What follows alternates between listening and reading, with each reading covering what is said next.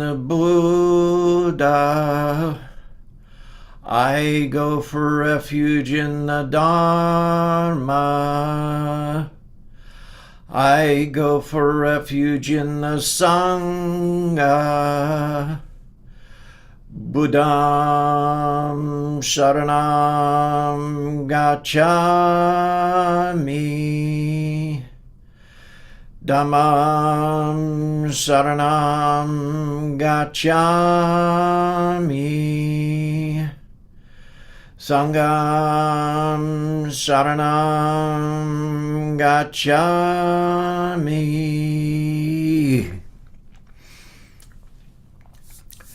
All right, so we'll begin with our customary 15 minutes of seated meditation.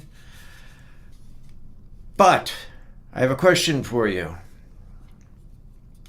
The substance of your mind is apart from annihilation and apart from eternity. What is this substance?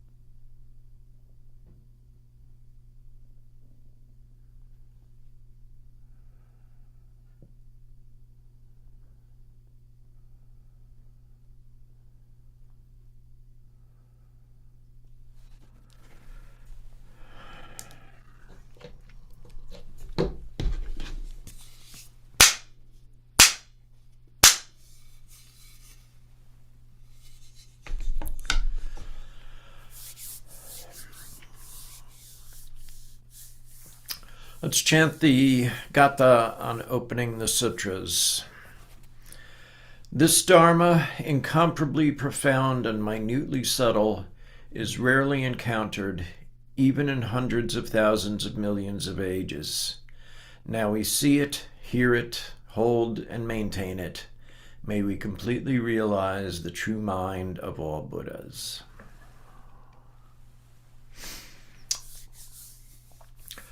All right.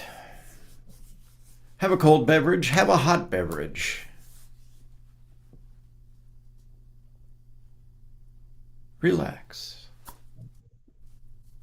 For tonight, we get the Dharma from our brother, the intrepid traveler who always is in a room with a certain painting behind it. Brother Hangdal.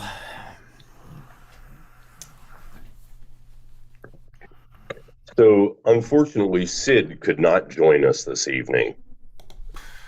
However, I was discussing the talk with him, and he asked me to share an anecdote and a sutra that he learned once with you. At a certain point in his English travels, wandering in search of the Dharma, he found himself walking down the side of Highway 61. And off the side of the highway, he found this wonderful little Buddhist temple and entered in and took off his shoes and bowed. And he found a couple of monks inside the temple, and they were chanting one of the sutras of Dylan Bodhisattva. And Sid was really quite taken with this, and he asked for me to share it with the Sangha. Mahanirodha Moha Sutra. You walk into the room with your pencil in your hand. You try so hard, but you don't understand because something is happening here, but you don't know what it is. So you ask, is this where it is? And somebody points to you and says it's his. You say, what's mine? And somebody else says, well, what is? But something is happening. You don't know what it is. So you walk into another room and you frown. You put your eyes in your pocket, your nose on the ground, but something is happening and you don't know what it is. You've been with professors and they've all liked your looks. With great lawyers, you have discussed lepers and crooks. You're very well read, it's well known, but something is happening here and you don't know what it is. Something is happening and you don't know what it is. Do you, Mr. Moha?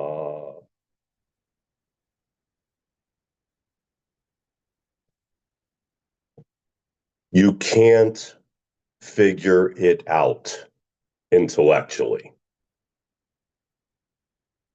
Start right there. I saw a book a couple weeks ago, which was a volume of appropriate capping phrases in response to koans.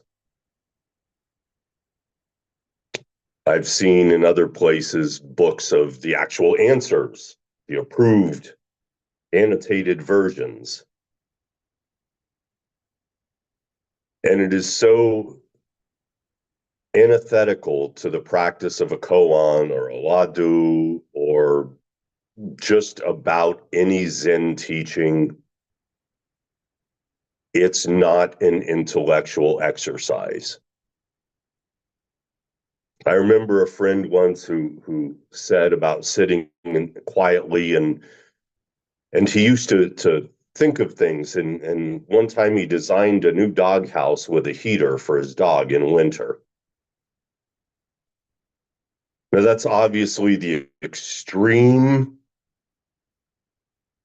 but how much of our time sitting do we spend thinking, reasoning, replaying, having the argument with somebody that's not in the room? one of my ongoing favorites. And when we have opportunities to practice Zen, to work with a teacher, the first impulse is always to think. You got to think through it. It's Zen. It makes no sense. I have to make it make sense. I have to compartmentalize this in a way that my over-rational human mind can cope with my need, my desire, my fixation on it making sense, on thinking my way through these answers, these puzzles, these questions, these koans. And the word moha in Sanskrit is delusion, ignorance. It's included in a number of things. It's obviously one of the three poisons of the traditional triad of things to avoid and get away from. But it's delusion. Delusion is the cause of many of the other poisons. It's the cause of anger, of greed, because we don't understand our fundamental relationship to ourselves, to anything else, to the interconnectedness of everything. And even in Buddhism, the tendency, the trap, the pitfall is to jump in into trying to intellectualize that. And sure, we read books, we study scriptures, we try to find answers or at least clues. I prefer clues, signposts, maybe. Walk down the path that way. But it's still our human tendency with our mind to try and reason our way through this. Sung San said, using intellectual understanding to find your true nature is like expecting a hungry man to satisfy his gnawing hunger with a picture of a banana. Zen teaching is not like this. Zen teaching says, open your mouth, here's a banana, eat. Sid, if he were giving this talk instead of me, might say, here's some crunchy granola, eat. There's not a way to reason through it. The questions are, in many cases, if not most, more important than the answers. The answers change and fluctuate. The answers change with the appropriate action or skillful means of the day. The answers change depending on the other sentient being that you may be dealing with and how to approach them. The answers change with whether you need to respond with loving kindness or charity or patience, or the diamond paramita of even knowing which is the proper paramita to apply to the situation, form, and function. It's not an intellectual exercise. Intellectualism, while it's a tool that serves us very well as human sentient beings in our daily lives, is also a trap. Because once we think we know, once we think we understand, we are no longer free to see. Once we think we have absolutely attained ultimate truth, we're certainly not don't know mind, only don't know, beginner's mind. Just this. We stop functioning when we start knowing everything. And the origin of knowing everything is thinking that if I just read one more Zen book, if I just study one more sutra, if I just sit here in lotus posture for 37 hours pondering this koan, I'm gonna get it.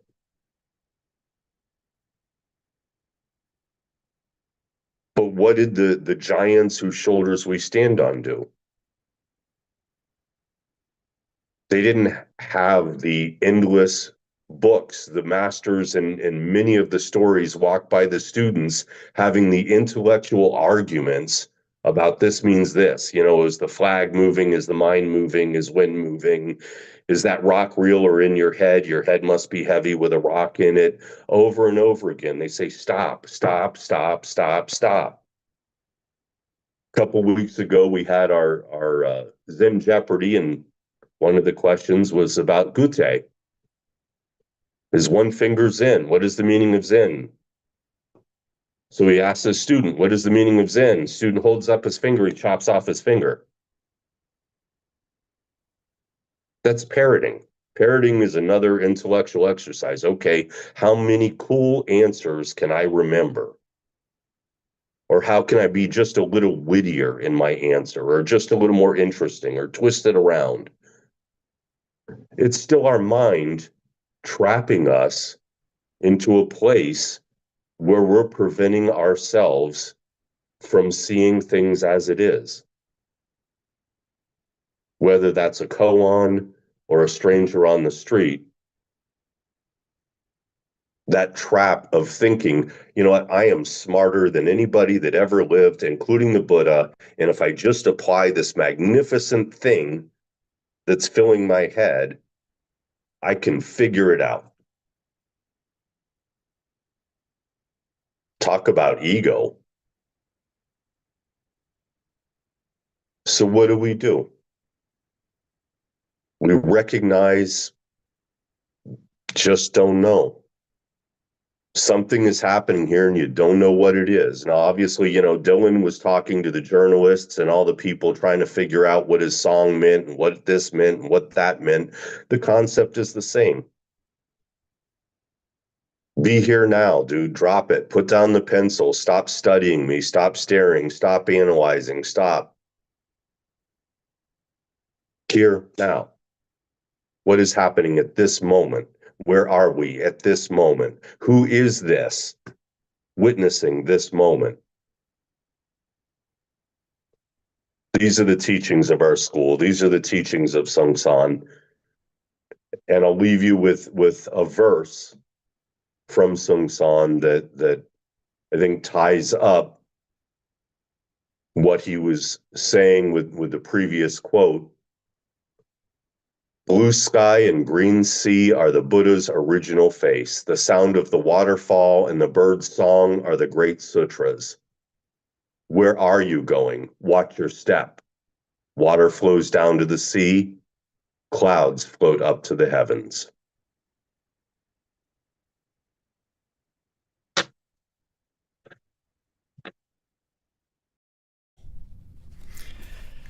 Thank you for your teaching. That's about as close as I could get to a Dylan imitation there. I guess that didn't work, huh? Oh well, so maybe it should have been a little bit more nasal. Essence, essence, essence.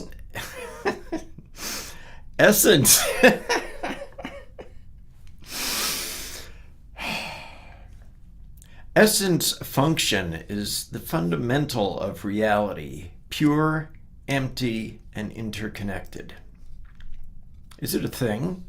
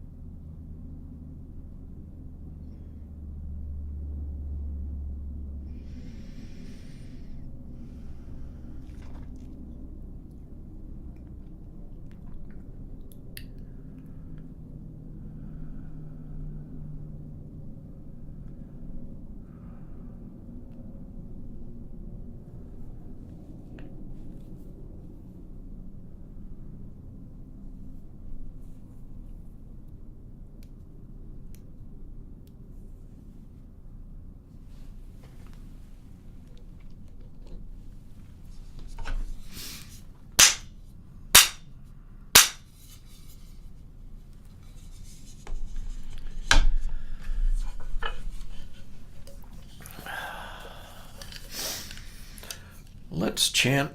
Excuse me. Let's chant the Heart Sutra.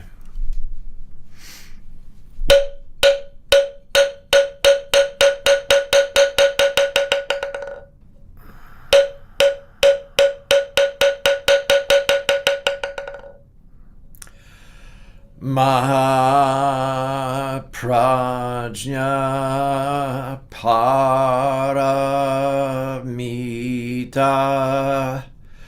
Hridaya Sutra Avalokiteshvara Bodhisattva, when practicing deeply the Prajna Paramita, perceives that all five skandhas are empty and is saved from all suffering and distress. Shariputra, form does not differ from emptiness. Emptiness does not differ from form. That which is form is emptiness. That which is emptiness, form. The same is true of feelings, perceptions, impulses, consciousness. Shariputra, all dharmas are marked with emptiness. They do not appear or disappear, are not tainted or pure, do not increase or decrease. Therefore in emptiness, no form, no feelings, perceptions, impulses, consciousness, no eyes, no ears, no nose, no tongue, no body, no mind, no color, no sound, no smell, no taste, no touch, no object of mind, no realm of eyes, and so forth, until no realm of mind consciousness, no ignorance, and also no extinction of it, and so forth, until no old age and death, and also no extinction of them, no suffering, no origination, no stopping, no path, no cognition, also no attainment, with nothing to attain. The Bodhisattva depends on Prajna Paramita, and the mind is no hindrance. Without any hindrance, no fears exist.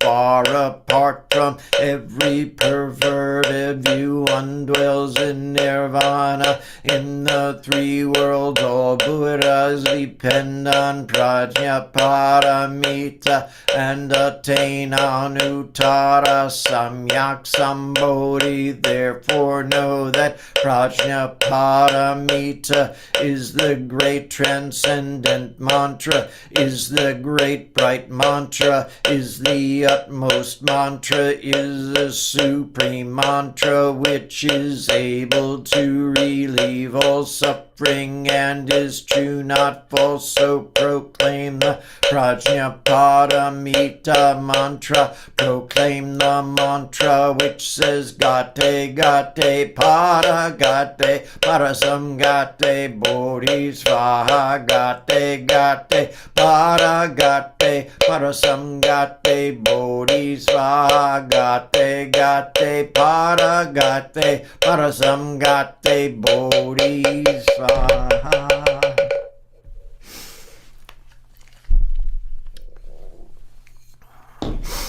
So, let us dedicate some merit.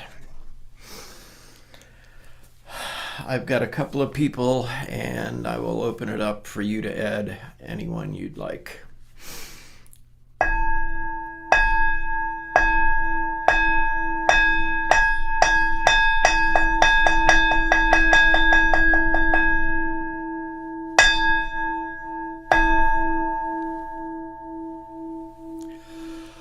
All sentient beings are one seamless body and pass quickly from birth to death. We remember those who cared for us and are gone, those who are ill, those who are at war, who are hungry and who are in pain.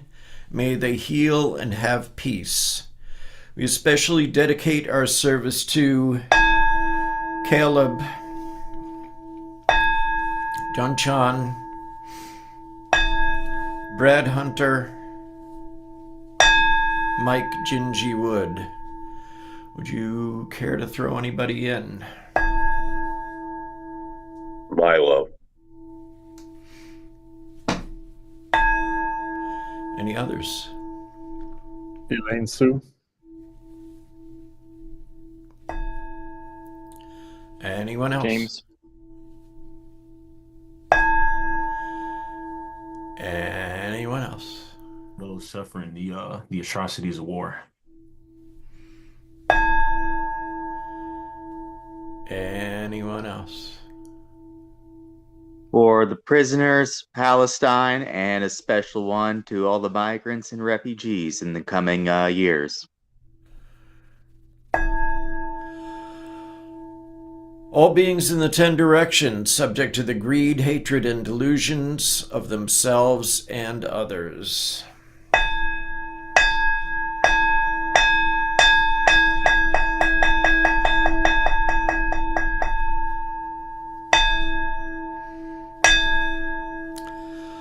All Buddhists throughout space and time, all honored ones, Bodhisattva Mahasattvas, wisdom beyond wisdom, Maha Prajna Paramita. We'll recite our faith and practice vow.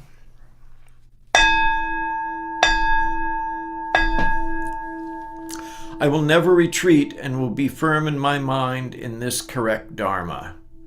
I will escape from the samsaric cycle of birth and death and will definitely see my original face. I will be sure to inherit the life of insight of the Buddha and save all sentient beings.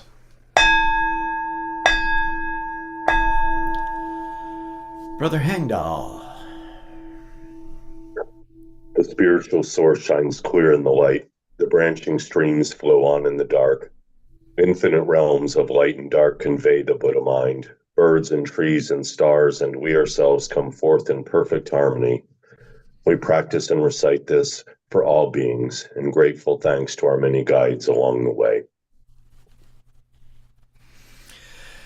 And we'll recite the 4 great Bodhisattva vows. Sentient beings are numberless. We vow to help them all. Delusions are countless. We vow to see through them all. Opportunities to awaken are infinite. We vow to embrace them all. The Buddha way is endless. We vow to embody it.